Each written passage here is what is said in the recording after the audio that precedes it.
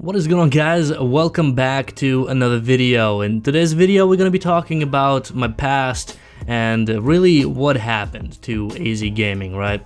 So I really hate when people say like third person, but really what happened, why I deleted my channels, and really what I've been up to. There are a lot of people that kind of come onto the channel now from Call of Duty Mobile and say this guy deserves more subscribers, this and that, you need more views, and I'm not really too worried about it, right? So for those guys who don't know, and welcome to my channel. If you guys are new, I am happy to be presenting this video to you, and I'm glad that you guys decided to click on this video and decided to chill with me for the next couple of minutes. But we're gonna be talking about the past, kind of like where it came from and what's been going on, really. I started with the whole AZGaming, AZ thing back during show days, right? In like 2015, that's when I really got into like mobile gaming. I remember World of Tanks came out, right? It came out on mobile devices, World of Tank Blitz, and I was really excited about it, and I bought a tablet mainly for that game. It was a crappy it was a crappy Android tablet. It cost me like 150 bucks, but at the time 150 bucks was quite a bit of money for me, you know, like I'm like I kind of want to get this because I really wanted to play this, and I literally just like spent like half of my check, just to put that in perspective. That was like half of my bi-weekly check there. So it was kind of crazy. So I bought the tablet and I started making videos on it maybe a couple of weeks after that. AZGaming, or the AZ logo that you guys see now, really came about of me working on a school project, and we had to create a logo. So I'm like, huh, cool. So I created AZ logo for a class, actually got a B on it. I don't know why. He thought it was too simple. Well, honestly, if you think about it, some of the most recognizable logos, some of the best logos, if you want to think about it that way, are the most simplistic logos out there, you know? Like, they're recognizable for their simplicity, and they're worldwide brands that have these simple logos, you know? You look at Toyota, you look at pretty much any logos out there, Toyota is nothing more than 3 circles, and it's kind of crazy to even think about it. But you know, I created the logo, and it was time around show came about, and I was looking for ways to record my screen. At the time, I didn't have an Elgato, right? So I didn't have an Elgato, and I was looking for an easy way to record my screen. So Show came up on my results when I was looking for apps to record my screen, and Show was more than that. Show was, honestly, it was a great app. It allowed you to record your screen in really high definition with sound, with your microphone, and it was really crazy. You can't find it anymore because the company went under with their Show streaming service, which I believe shut down in like 2017, 2018, but then I started streaming on Show. I started streaming Minecraft, actually, Minecraft PE, and then game Critical Ops came about. Before that, I was playing quite a bit of Modern Combat 5. Modern Combat 5 was fun until they completely sold out and COPS came about. Now, COPS is when my channel really started to take off. I started uploading nothing but that, and I was enjoying it. As you guys know, for those who have been around for a while, there was another streamer, man, Fancy, well, there's another streamer on there, and there was Frenchie, and we met into Greg, and like it was everything that kind of ran into it, and when we started playing Critical Ops. Now, Critical Ops was a really fun experience, mainly because I still remember the days where me and Greg would stay up till like 3 o'clock in the morning waiting for the new update to drop so we can test it out, you know, so we can record a video on it. And it was something that was kind of interesting to me, just how popular that game was, that we weren't the only ones doing it. And that's just how much we actually enjoyed that game. But after that game, you know, maybe 2-3 months after that, my channel started to really take off. I remember I was getting ready to go to Ukraine, and I had to pre-record like 30 videos, right? Like 35, 40 videos, and I had to pre-record them, and it was like 2 weeks of complete hell, mainly because I had to record like 5 videos a day because I had to wait for the last 2 weeks before I actually started working on it, and like I had to record like 5 videos a day, and it was so bad. I actually did like 20-30 case openings to save myself a little bit. And that's when I spent like $1,500 on Critical Ops to get all my skins, and it was ridiculous, mainly because, like, you know, for those guys who didn't know, at the time I was posting videos every 2 days. They didn't know that I was pre-recording them prior to it, and I scheduled them to upload every 2 days while I wasn't even working on videos, but those videos would get like 5-10,000 views without even me being in the States, you know, like those were all pre-recorded videos, and at the time my channel was blowing up. The channel reached about 9,800 subscribers. So that kind of set in with me as in like, holy shit, this could be my job, man. Like at the time, it was before the whole PewDiePie thing and before the mainstream media companies were able to find something to destroy YouTube and YouTubers in general, and PewDiePie was a scapegoat. Like I don't think PewDiePie I don't think he's racist. I don't think he did it straightly out of hate for black people. I don't think he has a mean bone in his body. I just think it was just pure anger, you know, like maybe he just thought of something so horrible that he spewed it out, and that was basically when YouTube started to take a dip in earnings, and that's when advertisers started to pull out from YouTube, and YouTubers weren't making as much. But before that, you know, my videos that would get like 5-10,000 views, I would pretty much bring in like $800 a month from my videos. You know, I would get like maybe 80 to 100,000 views a month, so it wasn't a whole lot, but you know, I was still able to bring in almost $1,000 a month doing almost nothing, you know, and it settled in with me as in like, this could be my job, and I was afraid of that for some reason.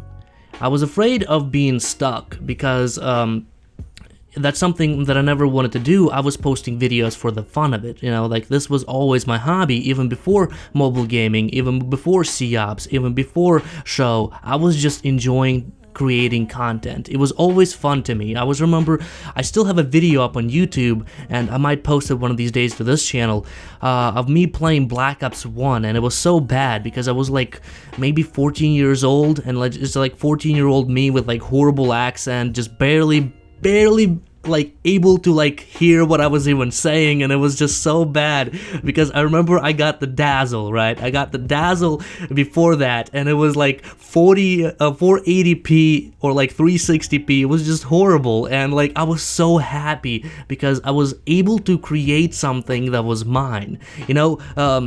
Making videos was always fun to me. I remember when I was a kid, and I remember recording my TV screen with a camera and posting online, and it was just the biggest thing ever. That was back, you know, maybe like 8 years ago, and it was just so crazy to me. This idea was so amazing that people are enjoying what I put out there, that it hooked me right on. And that going back to me having a 10,000 subscriber channel that was actually earning me a decent chunk of little money for me, you know, I got scared.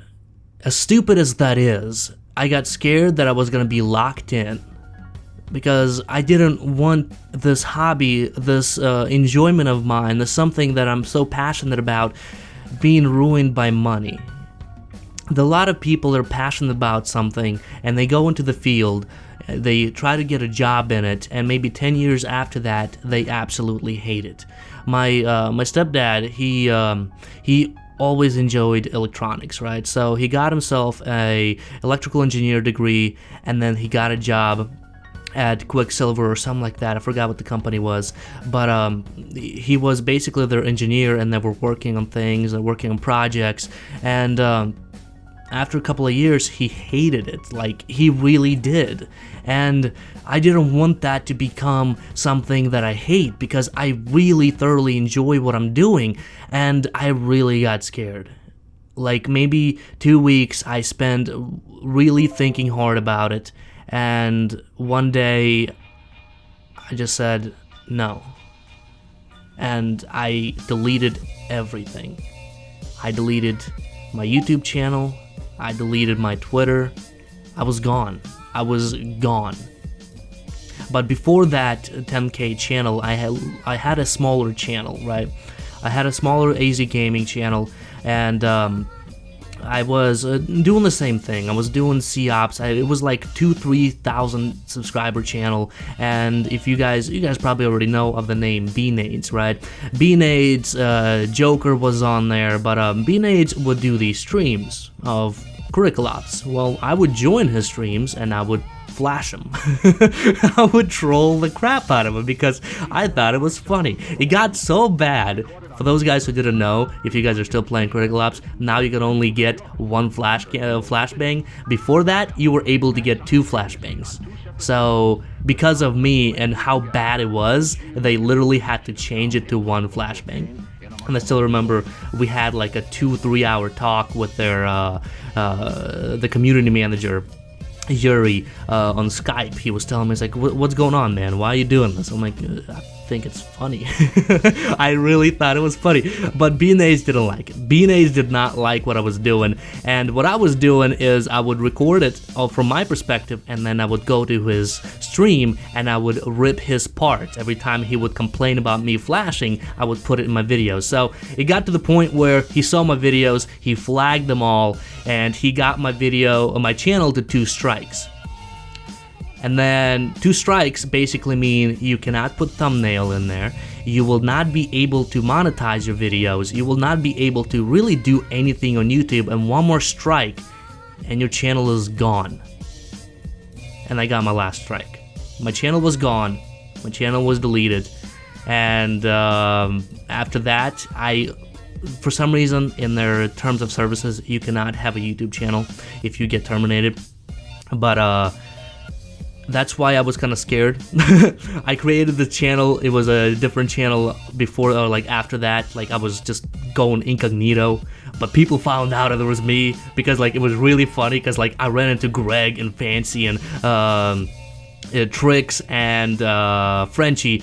And they were playing and like they thought I was hacking, and I'm like, oh my god, I had to run into them, and I found out it was me. But it was funny. So I created my AZGaming channel again. That's the channel that got to 10K subs, and I deleted it.